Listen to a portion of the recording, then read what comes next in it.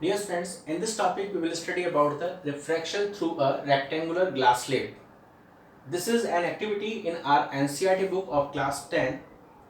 According to this one topic, we will study that how a light ray refract after striking on the surface of a glass slab or a rectangular glass slab.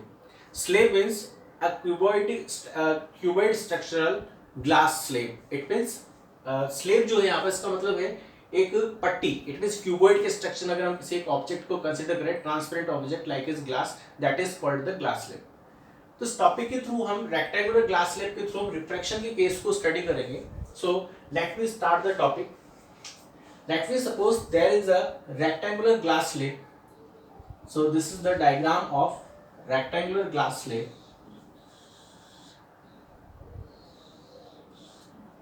Let me consider it as a PQRS.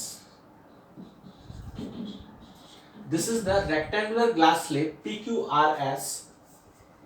Now we are going to study that the refraction through this one rectangular glass slab. अब हम इसके through किस तरह से light rays का जो refraction होता है उसको स्टडी करने वाले हैं. तो this is the transparent glass slab. So we can say this is the glass. In this inside the rectangular portion, this is called the glass medium. So that's why we are considering it as a glass. Outer medium is as air, and this one part outer medium is also air. It means rare medium.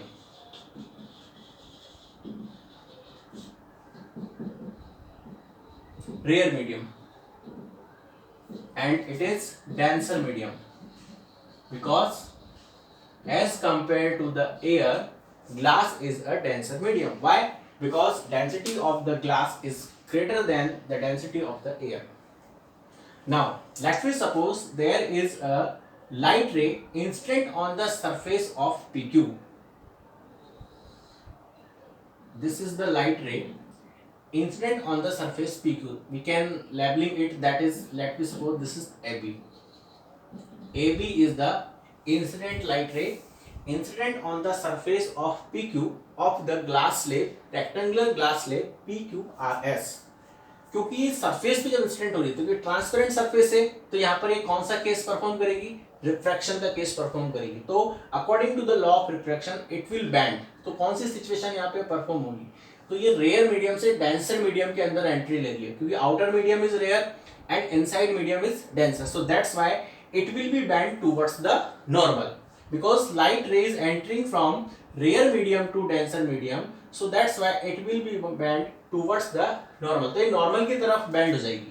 तो इसके लिए हम यहाँ पर एक normal consider करते हैं at the point. और अगर हम suppose करें कि rectangular glass slab अगर नहीं होती, let me suppose if there is no rectangular glass slab between the path of the incident light ray, तो क्या होगा? तो उस केस में ये जो light rays है ये स्ट्रेट फॉरवर्ड हो जाती है, यानी कि ये कहीं से भी बैंड नहीं होती अगर ये ग्लास स्लेब बीच में नहीं होता तो. बट इट इज है, लेकिन ये यहाँ पर है. तो अब क्या करेंगे? तो इस केस में it will be bend towards the normal. So now it will be bend towards the normal. तो ये नॉर्मल की तरफ बेंड होगी. So this is the refraction angle R1 and this is called the incidence angle I. Angle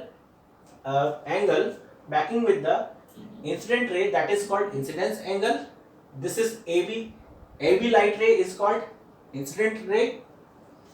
Now after traveling the light ray inside the glass, it will be strike on the next one surface of the glass slab, that is the SR.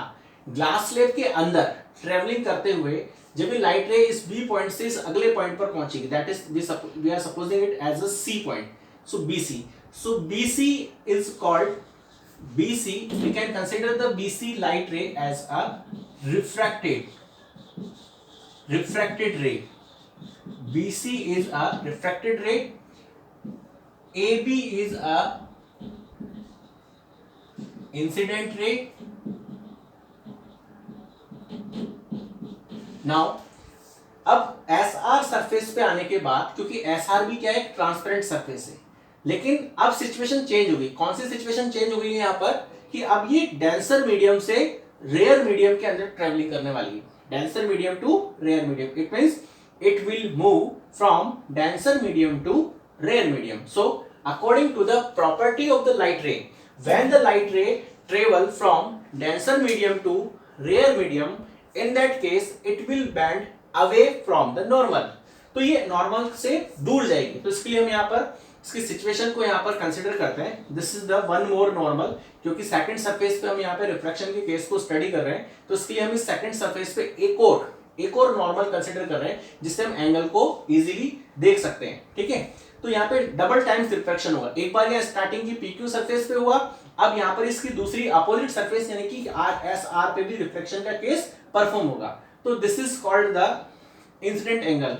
But क्योंकि ये refracted light रे के through बन रहा है, BC is the refracted light रे, तो इसलिए हम यहाँ पर टेम्परेरी इसको यहाँ पर जो लेबलिंग कर रहे हैं वो R2 के थ्रू कर रहे हैं. R2 is the incident angle अगर देखा जाए तो. बट क्योंकि रिफ्रैक्टेड लाइट रे के थ्रू बन रहा है, इसलिए हम इसका नेम जो है R2 कंसिडर कर रहे हैं. But according to the concept it is an incident angle. ठीक, नाउ जब ये इस डेंसर मीडियम से रेयर मीडियम में ट्रैवलिंग करेगी, यानी कि बाहर आएगी, तो ये कौन सी सिचुएशन को फॉलो करेगी? तो ये अवे द नॉर्मल, यानी कि अगर अवे द नॉर्मल बैंड होगी, तो अवे द नॉर्मल बैंड होने के केस में ये इस तरह से स्ट्रेट फॉरवर्ड हो जाएगी. यानी कि इसको जो है स्ट्रेट फॉरवर्ड इस तरह से होना था, बट ये नॉर्मल की तरफ ना आकर के, this is the part of the normal, this is the normal, तो ये नॉर्मल की तरफ बैंड ना होकर के इससे दूर बैंड हो गई. और अब आप देखेंगे कि जिस तरह जैसे ही ये इस ग्लास मीडियम से बाहर आई है, ये लाइट रे ट्रैवलिंग करते हुए जैसे ही इस ग्लास मीडियम से बाहर आई है, तो ये इसका जो एपियरेंट पाथ था, इमेजिनरी पाथ लाइट रे का, इंसिडेंट लाइट रे का जो इमेजिनरी पाथ था, ये इसकी क्या हुई है? पैरेलल हो गई. और इस आउटर रे को हम यहां पर कंसिडर करते हैं, that is emergent ray. It is called as a emergent ray. We are labeling it CD. CD is called the emergent ray, and the angle constructed by the emergent ray with the normal will be considered as a E. Clear? So we can see that the emergent ray and the incident ray both are parallel to each other. Now there will be a displacement after the reflection passing through the glass slab between the actual path and the apparent path of the light ray. यानी कि जब किसी glass slab के through कोई light रे जब पास होकर के जाती है, तो आफ्टर द रिफ्रैक्शन उसके एक्चुअल पाथ में गैप आ जाता है. गैप, इस गैप को हम बोलते हैं literal displacement. This is called the literal displacement. This one gap is called literal displacement. इसको हम बोलते हैं, that is called literal displacement. और ये लिटरल डिस्प्लेसमेंट जो होता है, ये इस ग्लास स्लैब के नेचर पे, इसकी डेंसिटी पर, इसकी डेप्थ पर डिपेंड करता है. जितना इस ग्लास स्लैब का जो नेचर होगा, यानी कि किस क्वालिटी की ग्लास है उस पर डिपेंड करेगा, इसकी डेंसिटी पे डिपेंड करेगा कि डेंसिटी कितनी है इसके अंदर, और इसकी विड्थ पे भी डिपेंड करेगा कि इसकी मोटाई कितनी है. तो इसके अगर इन पैरामीटर्स को अगर हम चेंज कर देंगे, तो उस केस में यहाँ पे लिटरल डिस्प्लेसमेंट की वैल्यू चेंज हो जाएगी. और वन मोर पॉइंट, ये इंसिडेंट एंगल पे भी डिपेंड करता है. इंसिडेंट एंगल की वैल्यू हम जिस तरह से इंक्रीज करेंगे, तो उस तरह से लिटरल डिस्प्लेसमेंट की वैल्यू भी चेंज हो जाएगी. तो इस तरह से वी कैन स्टडी दैट जब कोई लाइट रे किसी ग्लास स्लैब के थ्रू रिफ्रैक्शन का केस परफॉर्म करती है, तो उस केस में आफ्टर द रिफ्रैक्शन उसके एक्चुअल पाथ और उसके एपरेंट पाथ में एक गैप आ जाता है. इट मींस एक डिस्प्लेसमेंट यहाँ पे कंसिडर होता है, that is called the literal displacement. And we can give the proper definition of the literal displacement. So what will be the definition of literal displacement? It means what is literal displacement. So we can say that the perpendicular distance between the incident ray and the emergent ray, the perpendicular distance between the incident ray and the emergent ray is called literal displacement. Dear students, this is the very short category question according to our CBSE board exam. Now this one angle making with the emergent ray with the normal, that is called the emergent angle. Angle E means emergent angle.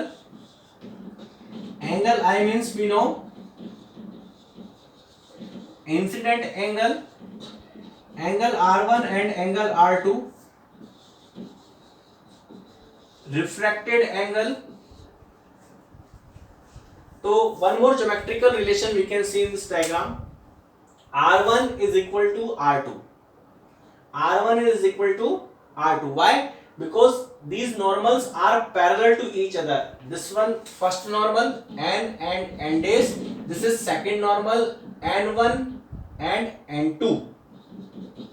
Both are parallel to each other. So BC, refracted light ray, will be work as a transversal line. So that's why R1 and R2 angle position will be considered as a alternate angle. So that's why they will be equal to each other. So we can say directly with this one relation, that is angle I is equal to angle E. Angle I is equal to angle E. It means incident angle is equal to emergent angle. So that's why there will be a perpendicular displacement between the incident light ray and the emergent ray. This is the activity or refraction through a rectangular glass slab. Now, in the next class, dear friends, we will study about very important but the short topic, that is the refractive index. We are going to study in the next class. We will study about the refractive index in the next class, and